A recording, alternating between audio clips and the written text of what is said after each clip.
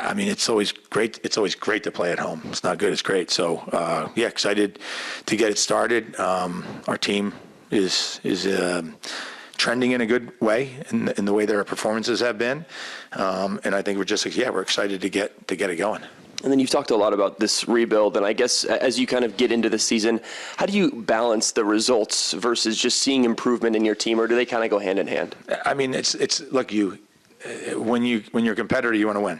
So all the guys on our team are competitors, our coaching staff, our staff, everybody is, the club, the fans, we all want to win, and we understand that. At the same time, we have to look at that. We're also building a team, for the future. We're building a team for tomorrow's game. And you got to be able to assess those two goalposts, right? Because they're really far away from each other, right? Tomorrow's game and what the future means. And so you're creating a foundation. You're assessing players as you go along based on result, based on their individual performance, on their line as a team. Did that team get a result when those guys were on the field? There's all these different things. And then you're also just looking at the progress from whether it be half to half or game to game. It's like I said, like if you look at the last game, one of the low moments was we give up 2 goals within the last few minutes of the half.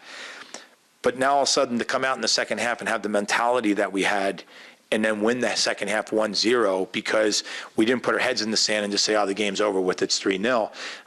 That's a big step in a really positive direction for this group. So it's looking at those things. But I would tell you that I would never take away that the result of winning is always the most important thing. And every time we walk on the field, we're going to always have that as our number one goal. And then you talked about that quick lapse in stoppage time of the first half. How do you eliminate those things, or is that something that's more just mentality?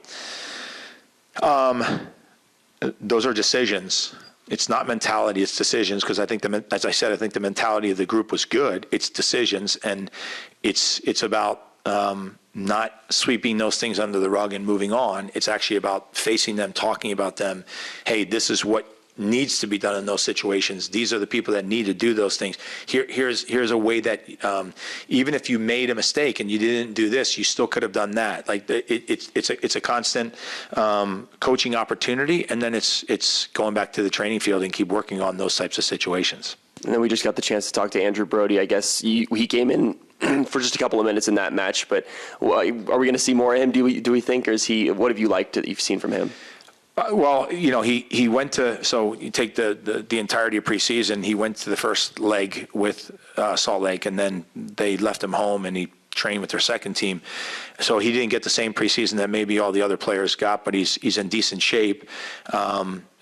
His minutes are probably the biggest thing, and also he hasn't had a lot of training with us because when he even got here, we were just playing game, and so he did travel with us from that perspective, which was good to get him indoctrinated to the guys and to get to know them. But he needs more training. Yeah, I mean the objective is to use him. He's been a player that has been a journey.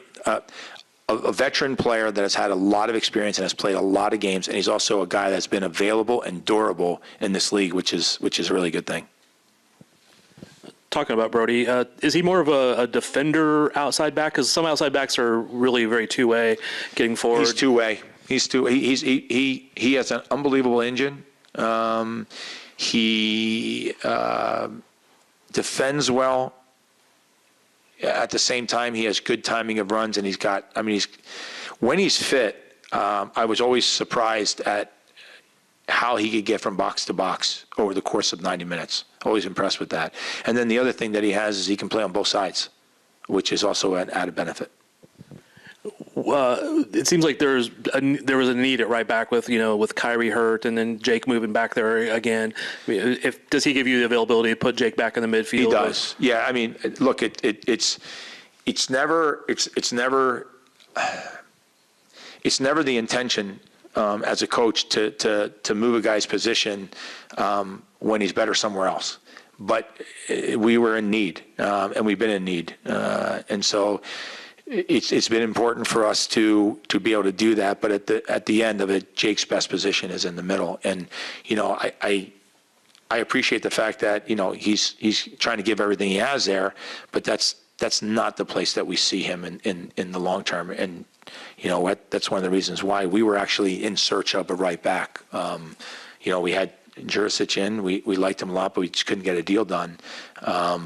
But at the same time, this was a great opportunity in using one of the mechanisms of Major League Soccer. The home opener, it's one of those things you look forward to every year. A lot of new players. Do you feel like there's a lot of optimism around this team right now with where it's going with the rebuild? I can't tell you because we haven't had a game yet. I would say from our perspective, there is. There for sure is, as we continue to evolve with our roster and with our team and the way we want to play. I think I would tell you this internally, there is. And then, we've talked about rebuild and players and all these different moves, but rebuilds do struggle sometimes. How do you feel like that I don't want to say optimism, but that path going forward, is everybody inside the team looking at that as this is a good opportunity now? I mean, I think you have to ask them, but I can tell you that I don't.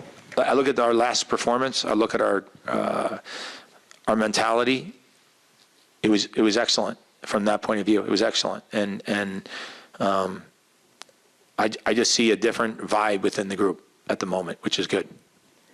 Just kind of building off of that, results aside, what's going to make this year a success in your eyes? Well, I don't think that our goal of making the playoffs, like any team in the league, all of that, that's still going to be our goal. We're not going to deter from. We're not going to be deterred from trying to do that by any means. We're going to have to come together over the course of the season in all ways, because when you have so many new guys on the field, when you're trying to get them to be, however you want to say it, adapted to the way we want to play and the different things that we want to do in a game, whether you have the ball, whether you don't have the ball, like all of that has to come together fast. I do think our last game was a really, for me as a coach, having been through this before, to see how fast a bunch of the new guys were all of a sudden starting to engage in the way that we want to do some of the things was actually really positive to see. But I'll say again, like, we want to win. Like, we're not going out there to think like, all right, it's okay. That's not the mentality of the group at all. It's not the mentality of the players, the staff, anyone. It's just that we also have to have a little bit of patience. We as a staff, as players, I can't speak for fans and everyone else, but we ourselves have to have patience, because if we look at ourselves from day one of preseason till we just played this last game, the progression has been significant. And those are the things that we have to latch onto and build from. But we're going to maintain the idea that we still want to try and win. And we want to be in the playoffs and try to make a run for it.